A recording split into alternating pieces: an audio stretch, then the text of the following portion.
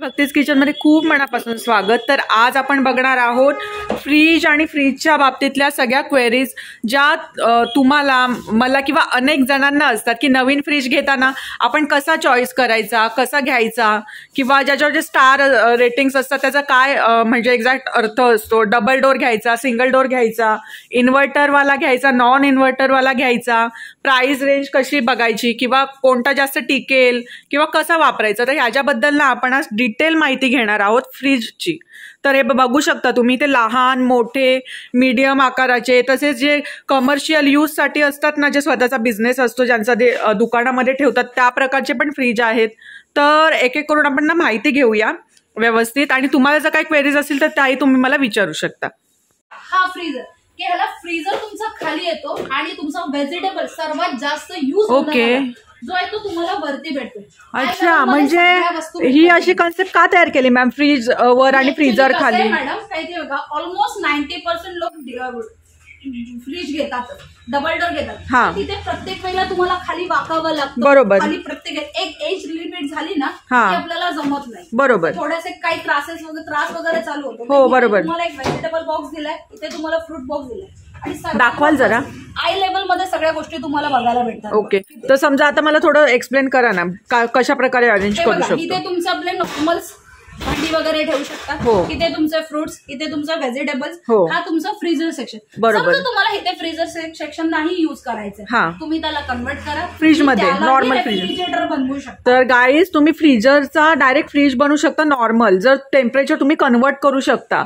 आणि वयस्कर लोक असतात किंवा आपण पण जास्तीत जास्त फ्रीजरचा वापर नाही करत किंवा सारखं नाही खोलत, तर सारखं वाकावं लागतं, किंवा कोणाला बॅकचा प्रॉब्लेम वगैरे असतो, तर त्यासाठी बघा किती सुंदर कन्सेप्ट तयार केलेली आहे. ही कन्सेप्ट खूप चांगली आहे कंपनीने केली की हा सर्वात जास्त आता ऑलमोस्ट 2-3 वर्ष झाले मार्केटमध्ये, पण ह्याची डिमांड खूप चांगली वाढली आहे की हा बीएमआर दिलेला असल्यामुळे कारणाने जे बेनिफिट्स भेटतात कस्टमरला, खाली वाकायची गरज नाहीये. बरोबर. सगळ्या वस्तू आय लेवल मध्ये भेटतात. कसं इथे एखादी कॉर्नरला एखादा पदार्थ गेला तर राहून जातो, तो आपल्याला डोळ्यासमोर दिसतो. बरोबर. पण इथे तुम्हाला ती गोष्ट डोळ्यासमोर दिसते, एखादी आपण ती नंतर काढून नंतर वगैरे शकतो. बरोबर. त्यासाठी हा बेनिफिट आहे तुमचा. ओके, खूप सुंदर कन्सेप्ट आहे. इन्व्हर्टर सिरीज सगळ्याच येतात, पण हे फ्रीज तुम्हाला हाय रेंज कॅपॅसिटी मध्येच भेटतात. ओके. अबाउट 300च्या वरती जातात, पण ह्याची कॉस्टिंग तुम्हाला 35 टू ऑलमोस्ट 50-55च्या रेंज मध्ये येतात. ओके.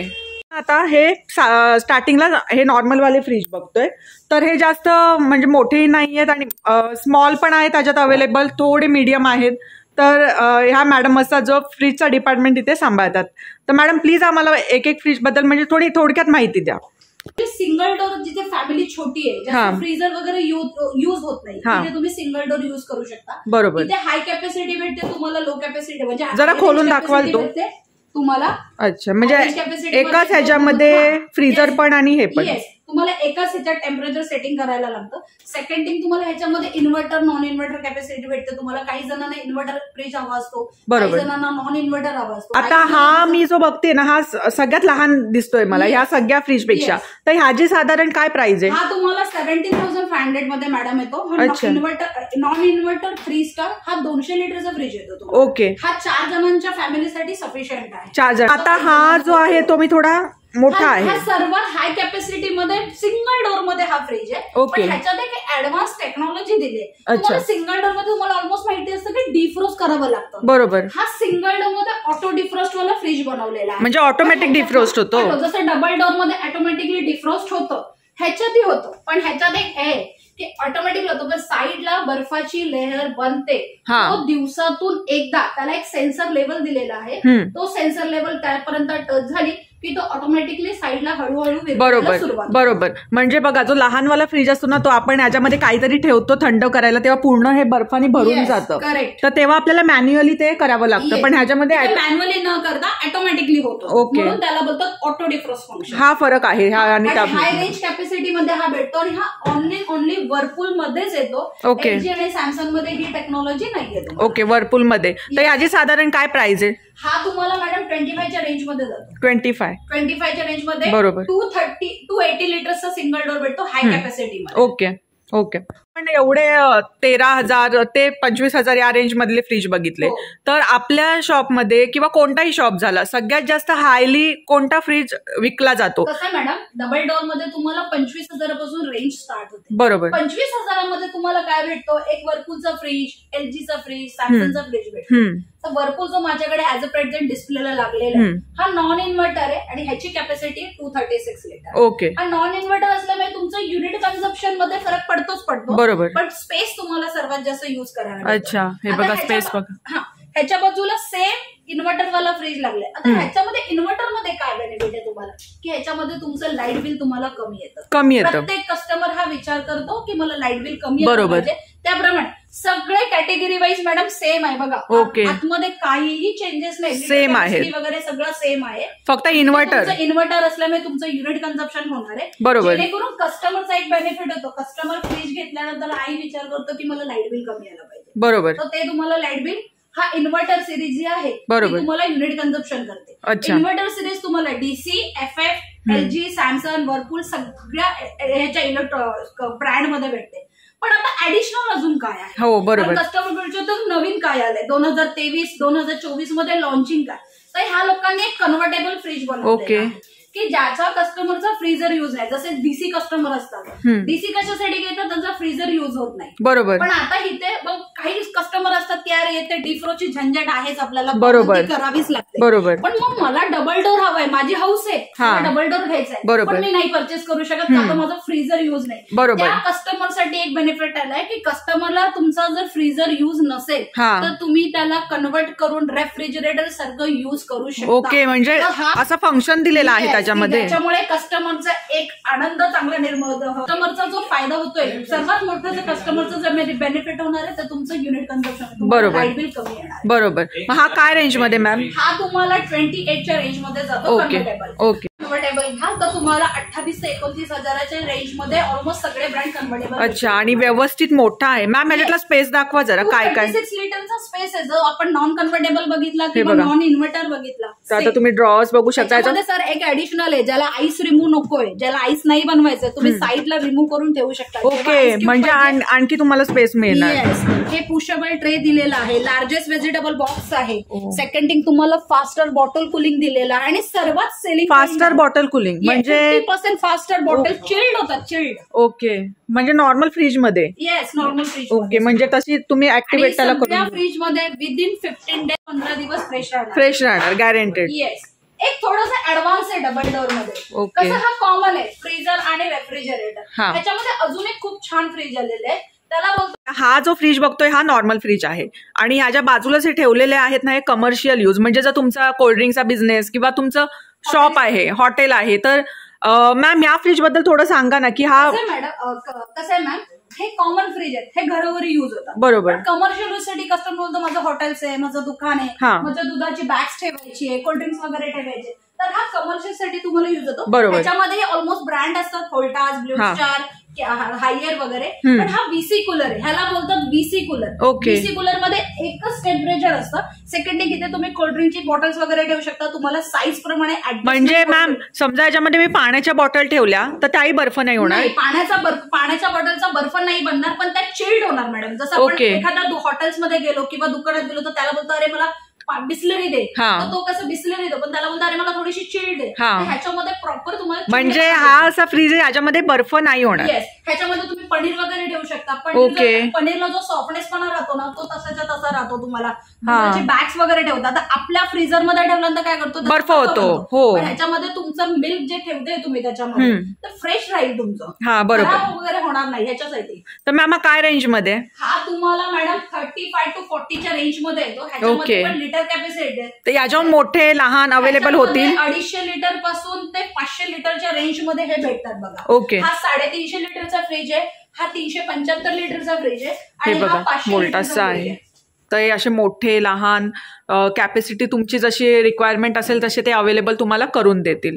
आपण जे डेअरीमध्ये वगैरे बघतो ना, त्या प्रकारचे फ्रीजर्स पण इथे अवेलेबल आहेत. मॅम हे एक्झॅक्ट फ्रीजर आहे, फ्रीज काय आहे? हे ना डीप फ्रीजर आहे, ह्याला बोलतात डीप फ्रीजर. आपण खाली बीसी कूलर बघितले जे कमर्शियल युज होतात, तसे नाही हे डीप फ्रीजर आहे. आता कस्टमर येतो आमच्याकडे, आम्हाला डीप फ्रीजर, पण पर्पज काय कस्टमरचा यूज?